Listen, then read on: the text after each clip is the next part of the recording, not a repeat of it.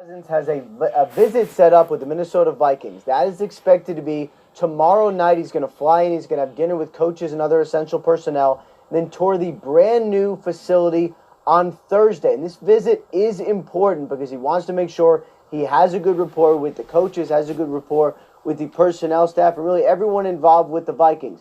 There is an offer out to him. It's 3 years, $28 million per year. That is fully guaranteed, which is huge because there has never been, to my knowledge, a multi-year, fully guaranteed deal for a quarterback. $28 million per year, again, which would make him the highest paid quarterback in NFL history on a fully guaranteed deal.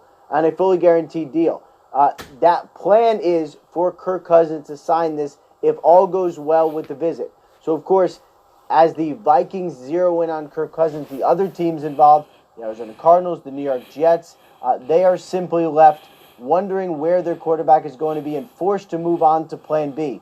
So it certainly seems for both sides, for Kirk Cousins and for the Minnesota Vikings, this is going to be a match. And we will find out for sure on Thursday, but that is absolutely the plan from all involved. How, if at all, did the Keenum deal in Denver affect this deal for Cousins?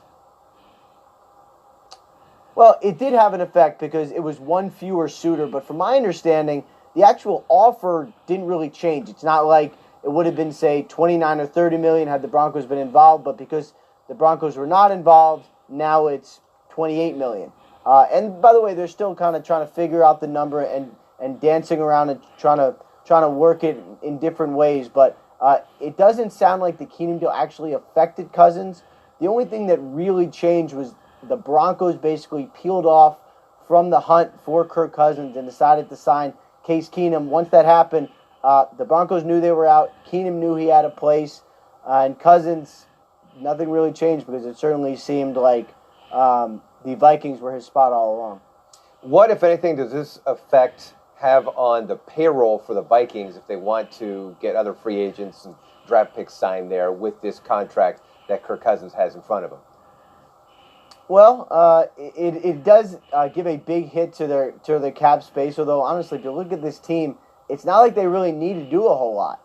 It's not like they really need to say, all right, well, we need these receivers. They got receivers. They got a tight end. They got a revamped offensive line. They got a nasty defense with a lot of guys who've been paid and a lot of guys who are waiting to get paid, including Anthony Barr, Danielle Hunter, and on and on.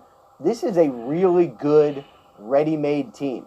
It's really good. And everyone wants new things in free agency, but it's not like they would have used the money to make their team better. It's hard to imagine them finding free agents who'd be better than what they have on the roster. The Vikings really just needed a quarterback, and they're about to get a quarterback. And Mike Garafolo, this seems to be a perfect match here between Kirk Cousins and the Vikings with, as Ian mentioned, everything in place for him there, including a great defense.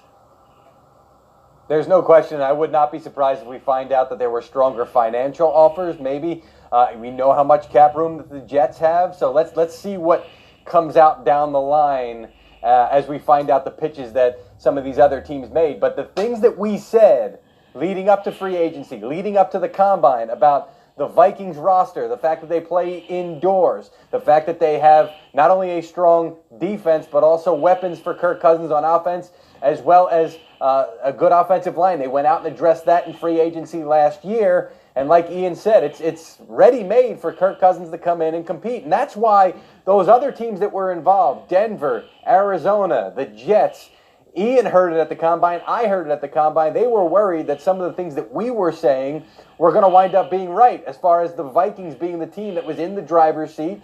A lot of them were hearing that it was already done. It wasn't already done, but obviously for Cousins, all these factors with Minnesota were huge for him, and that's why coming into this, the Vikings were the team that I truly believed was the team to beat. I can see